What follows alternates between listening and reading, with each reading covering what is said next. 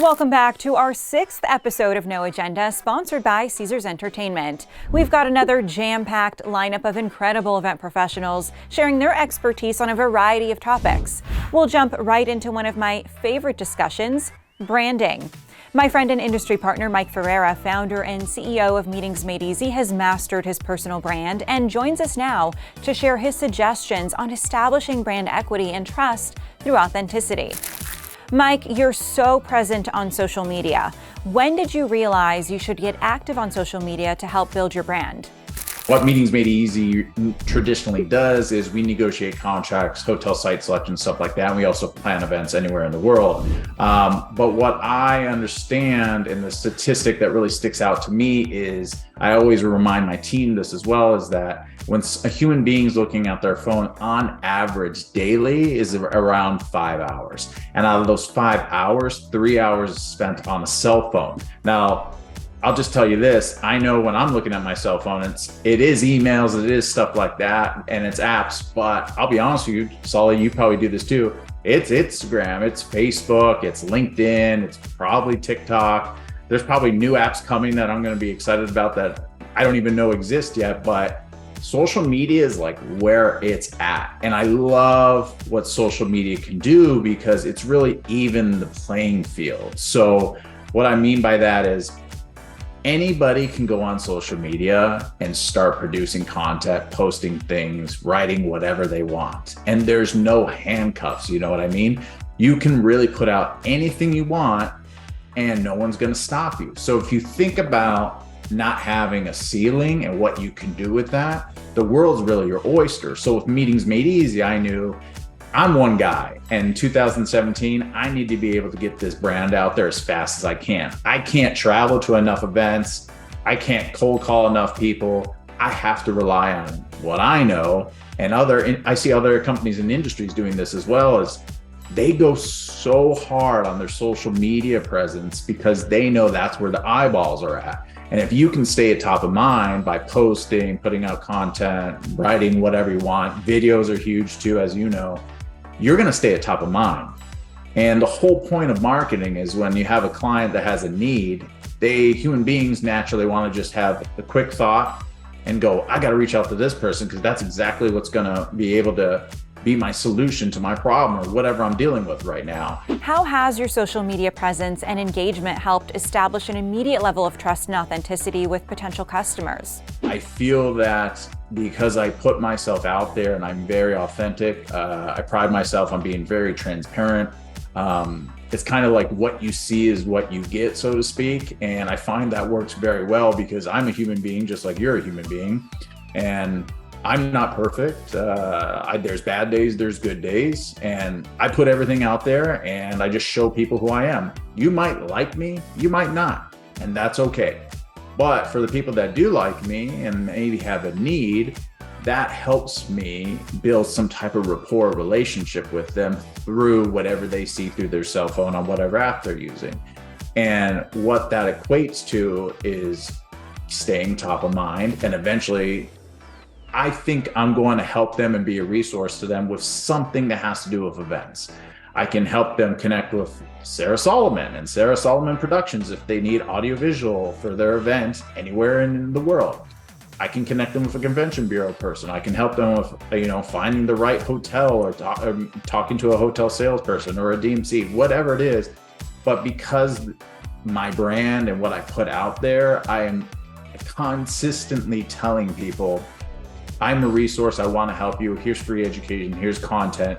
Please reach out to me. I'm a safe space. I want to help. That's all I really want to do is just help people. I love it. That's what I thrive on. And by marketing myself out there, especially through like LinkedIn's probably the most powerful tool for the event industry. I find that relatability, that authenticity that people feel by watching me just helps out my business and my brand. But the one thing I can't state enough is, don't fake who you are. Don't try to be a person online that you're not really in person. And I know, and you know this, Sully, who I am online is who I am if you meet me in the street or at an event. I don't change. I am who I am. It is what it is. And if you don't like my content, you can unfollow me. That's fine, no problem at all. But if you do like my content, I guarantee you're going to learn something. It's going to help you. That's just the name of the game. I kind of say it's like my 3 pillars is be myself, put out content, and try to help as many people as possible. And that's really what's worked for my brand over these past couple of years. What advice do you have for people in our industry for how they can be more active online? Even if you're a team of 3 people, or if you're just one individual with association, the fact that you can have that power within that ecosystem of being able to set up like an association's Instagram account or LinkedIn account and be able to put out content is huge because it's free. And like I said, there's no handcuffs. So the amount of eyeballs you can get in front of is unlimited if you put in the effort and you're consistent with your daily post and what you're putting out there. So I think for the individual that has a team of 3 or like just one individual, the world is your oyster, but the problem is can you consistently do it for like your event or your association? It is a full-time job, but let me tell you, the juice is kind of worth the squeeze, so to speak. If you put in the time and the effort and you put out content, you could make so much money. You could get so much new memberships, like the new site Mountain West chapter that opened up here in Las Vegas and the 4 other states in the Mount Iraqi area. They do a fantastic job with social media. And I can see what they're doing. And I know they probably most likely have someone running their social media channels, and they consistently are bringing on new members. And I guarantee you it's because they're posting things, they're showcasing their value of their events to the individuals that are home, seeing what's going on online. And it's just like, there's no ceiling. You can get so much out of it if you put in time. So I think the best tips for anyone that really wants to start to like build a brand or a business is you got to first get over the whole everyone's going to not like what I'm putting out, or I'm afraid of what people think. Your mindset has to be like, screw whatever people think. I'm going to just take care of my business or my brand. I'm just going to put out daily content. And you don't have to post something every single day. I think if you're going to put out one thing a week, that's better than not putting out anything. You just have to consistently try to put out a post. That's what it's really all about. And I think, for you, Solly, like I see what you put out every single day. You're consistently showing people that you're out on the road, you're producing events, you're showing what your capabilities are, and it's through Instagram stories, LinkedIn posts, Instagram posts, Facebook posts. You're building your brand, you're showing people everything that you do. And I guarantee you there was, a time that maybe you didn't post at all and you were hesitant and scared of what to put out. But eventually over time, it's kind of like working out. It's hard at the beginning, but eventually you start to get good at it and you kind of become addicted, and you're seeing the results of what you're putting out or how you're working out, and you just keep doing it because it's working. So I think anyone out there that's not posting and building their brand, that's like mind-blowing, because I'm scared of what the future is going to look like if you don't. Mike, great advice. And although I'm active on social media, your content certainly motivates me to post more. So well done, my friend. Now let's check in with Courtney, who's talking creative sponsorship ideas with another event professional. As budgets get tighter and sponsors get more selective about where they invest their dollars, it's important to get ahead of effective sponsorship offerings. Some creative ways to sell sponsorships today. I think it's less about being creative and more about being a business partner and having the conversation with your sponsors on what their goals and objectives are. And I think the creative part comes in on how you help them meet those goals.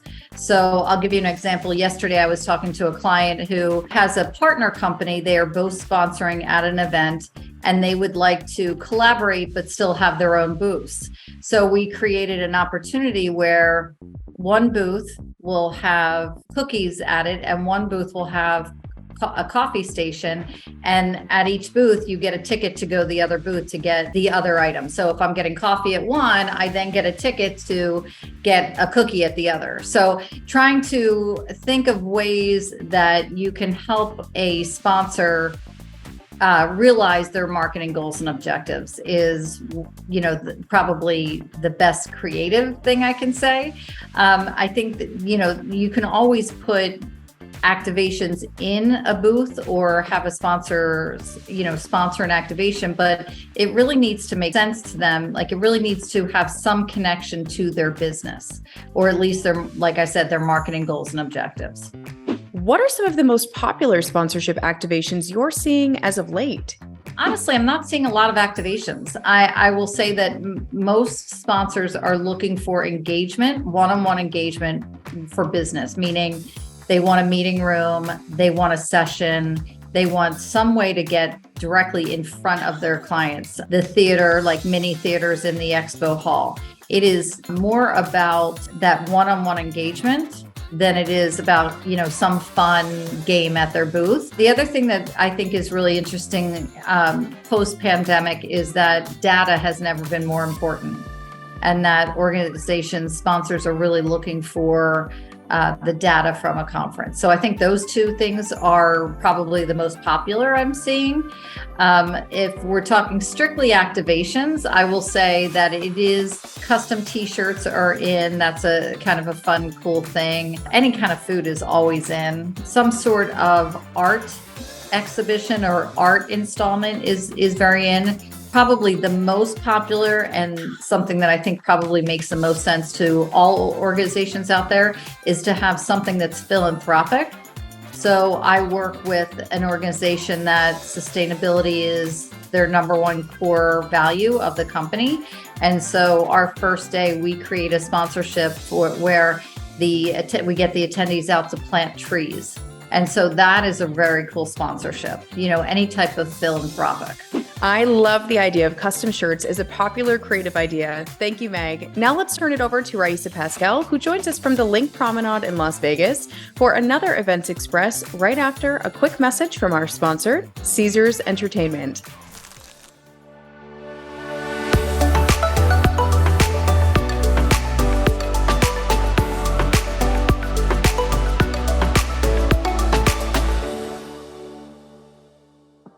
Welcome to Events Express. I'm Raisa Pascal. This week we are coming to you from the Link Promenade, located right in the heart of the Las Vegas Strip. In just a moment, we're going to hear from Traci Holman with Caesars Entertainment to learn all about this amazing venue and their many offerings for meeting planners. So the Link Promenade, believe it or not, is going to be 10 years old soon. And so it is an open air entertainment shop and dine district, and it spans about 300,000 square feet.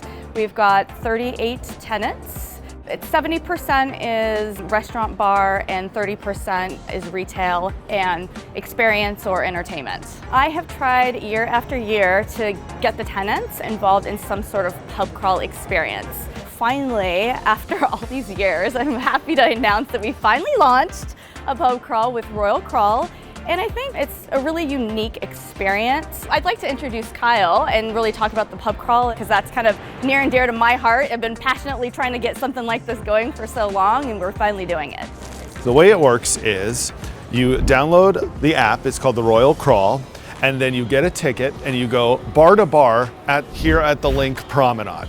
When you check in at the bar, you get a random playing card. Then you redeem and you show this to the staff at that bar. They're gonna swipe it and they're gonna give you a drink. Hang out, enjoy the bar, enjoy this beautiful street. Then you go to the next bar. You check in, you get another playing card, you get a drink. Well, by the time you've hit all 5 bars on the Link Promenade, you have a 5-card poker hand. You're competing against everyone else on the crawl that day for the best poker hands. Whoever gets the best hands win prizes. The prizes change daily. They could be high roller tickets, tickets to the virtual reality experience here, gift certificates to the bars, just really fun things that this street offers that now the winners get an extra opportunity to experience. We've given you a preview into some innovative venues, and you've also heard us speak about the Wellness Challenge. Check out the results.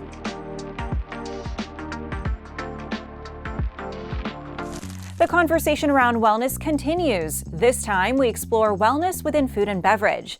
Joining me now is Michelle Polci, Director of Citywide Catering Sales for Caesars Entertainment. Michelle, thanks for joining us. How does Caesars Entertainment work with event organizers to provide healthy options when they're planning their menus? So there are a number of customers that want healthy options or wellness, and we talk about it ourselves to give ourselves self-love and to take care of ourselves first, and we take care of ourselves so we can take care of others, right? So I think of meetings in a couple of different ways, or a couple of different kind of customers. You have social, so your galas and your weddings.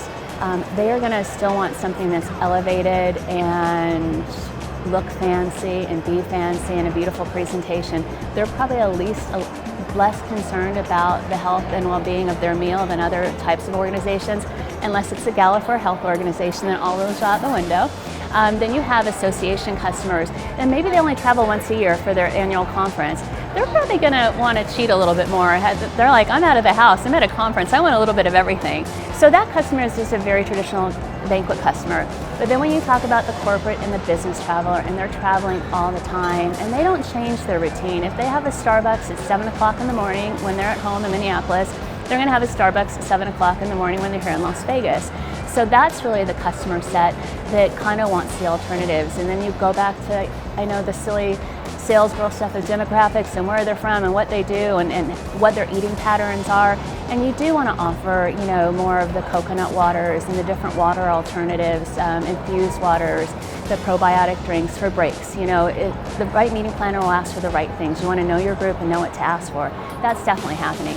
And I really thought keto was a fad, but I guess it's really a trend. It's sticking around. So having those food moments that don't have a lot of refined sugar and are more protein-based, you can always toss a bun on a slider, right? So there's some workarounds, but that's definitely still the case. And we have really creative chefs. So if you think of a normal group of 200, at least 10% of those folks are going to have some kind of dietary restrictions. And they're vegan or vegetarian or they're egg intolerant. You're certainly not going to want to serve that group a Caesar salad, right? So it really comes down to the service manager and the chef to say, how about a beautiful salad with beets and goat cheese and dried cranberries and a beautiful vinaigrette? So now you've gone and you've hit the dietary restrictions and you made it a little bit healthier based on the dressing you choose to try to kind of come up with a win-win. What are some of the food and beverage trends you're seeing as of late? 2023 trends are a continuation of 2022 trends, which is really sustainability. It's the big word. We keep using it all the time. You see words like flexitarian or reducitarian. People in general are just eating less meat. So with that comes the charge of, you know, incorporating plant-based food into banquet menus. I think the other thing you need to look at too is going into the generations. So you have Gen Z and you have millennials, and they want a different kind of food, especially when it comes to beverages. It's much differently. They're not drinking beer and wine the way my generation might drink beer or wine or vodka. They're drinking seltzers, and they want curated cocktails, and even more especially mocktails, because that's a generation that's not drinking as much, and they're kind of, I think they see the cause and effect of drinking too much. So setting up a program for a group of younger professionals looks a little bit differently these days. From a food standpoint, I think mushrooms are gaining a lot of traction. They're so versatile. There's so many varieties. They can mimic meat, and they're being used in a bunch of different recipes. So you're seeing that a lot. And who doesn't watch a food show or open up a book and see the word umami and say, I have to have that in my food? Alternative pastas, we're still talking about this. As of late, we're talking about palm pasta. That seems to have taken over chickpea pasta in the world. We're talking about gut health these days, and so we're offering customers a whole lot of different probiotic drinks. We're offering varieties and not just the sugary drinks like you used to get. Michelle, thank you so much for this insight. I know food and beverage is always top of mind for event organizers, so this was really helpful. A few days ago, Sarah and I were in Mexico for MPI's World Education Congress. We want to leave you with a quick look at highlights from this memorable event. We thank you for joining us on another episode of No Agenda, sponsored by Caesars Entertainment. See you again on June 29th.